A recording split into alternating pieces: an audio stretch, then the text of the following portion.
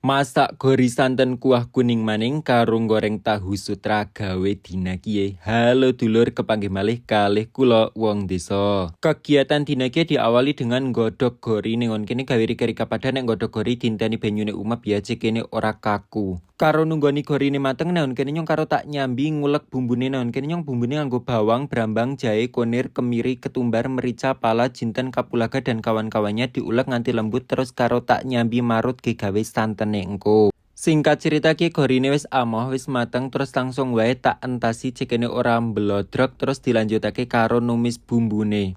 Ditumis nganti mateng, aja kelalen dicarupi banyu cekene ora gosong ditambahi aromatik salam serai laos karo kayu manis. Basa wis mateng aja kelalen gula uyah micine dijegurake terus ditambahi karo banyu sak cukupe wae. Dilanjutake karo gorine dijegurake diaduk-aduk cekene tercampur rata terus ditunggoni nganti mateng nganti nyresep. Karo tak nyambi goreng tahu sutra. Jadi ceritane ki batire nyong kek buka pabrik tahu anyaran terus mae gajal tumbas tahu sutrane ternyata kek enak. Ya bangga banget ya batire duwe usaha dewek kayak ngono ke sukses selalu lah gawe batire nyong. Singkat cerita gorine wis nyresep terus tak tambahi karo santan diaduk-aduk ndang nganti rata terus ditunggoni nganti umep. Mbasa wis umep kayak ngene iki dicicipi rasa nek rasane wis mantep terus dintas. Nah, penampakan iki kayak ngene iki lho tak wadene ngon ompreng. Ya wis ya nyus matengan kabeh tak pamit tak bareng.